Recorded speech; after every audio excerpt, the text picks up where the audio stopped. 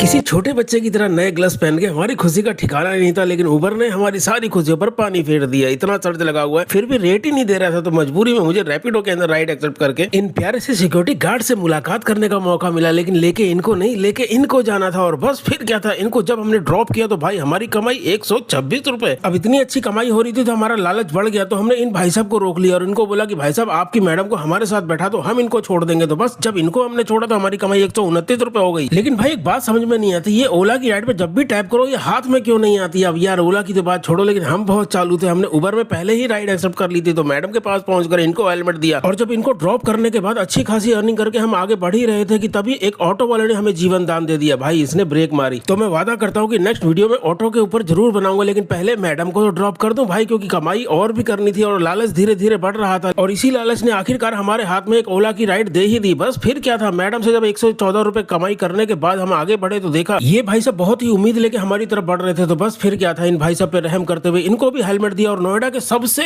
चमत्कारी फ्लाईओवर के नीचे से निकल के और नोएडा को पार करने के बाद दिल्ली में इनको ड्रॉप किया। तभी हमारी नजर हमारे चमत्कारी मोबाइल पे पड़ी, जिसकी बैटरी 100% ही हमेशा रहती है। लेकिन न जाने क्यों हमारी बाइक की सीएनजी खत्म हो जाती, तो सीएनजी भराने के बाद अब बारी थी दोबारा से एक लंबी राइड उठाने की। तो बस फिर क्या था, इन भाई साहब के पास पहुंचने के बाद जब अपनी कमाई पर नजर पड़ी तो ऐसा लगा दिन दुगनी रात चौगनी कमाई कर रहा हूँ। अब भाई लालच इतना बढ़ गया था कि इन कस्टमर के पास भी पहुंच गया और इनके ब्रांड न्यू मोबाइल को अपनी बाइक की डिग्गी के अंदर रखा। भाई सेफ्टी भी जरूरी है ना, और ऐसे ही सेफ्टी का ज्ञान इन राइडर को भी हमने दे दिया। और देने के बाद जब हमने कमाई करी तो भाई 9 रुपए किलोमीटर की कमाई हो गई थी। अब जब मैं इतनी लंबी लंबी राइडें कर रहा हूँ, इतना अच्छा पैसा कमा रहा हूँ, तो भाई इस पैसे को घर में भी रखना जरूरी था। इसलिए घर की राइड जैसे ही देखी उसमें tap tap tap tap tap करके उठा ही लिया। और उसके बाद जब कस्टमर को हेलमेट देकर थोड़ा ही आगे बढ़ा था तो देखा मौसम एकदम मेहरबान हो गया। थोड़ा ही आगे बढ़ने पे बारिश भी चालू हो गई और ये मैडम आई और बोली अरे वाह आप तो ब्लॉगर हो। हमने कहा हाँ जी ब्लॉगर तो है, लेकिन पैसा तो देना ही पड़ेगा, चाहे ब्लॉगिंग करे चाहे कुछ भी करे। भाई देखो मोबाइल की बैटरी तो हमारी 100% है, लेकिन हाँ हम अब थक गए इसलिए हम घर की तरफ जा रहे हैं। और एक बात और है यार, वीडियो को देख तो लेते हो सारे के सारे, लेकिन यार सब्सक्राइब नहीं करते हो। कर दो यार, ताकि किसी को अपनी आईडी दिखाऊं तो वो भी बोले हाँ बड़ा ब्लॉगर है।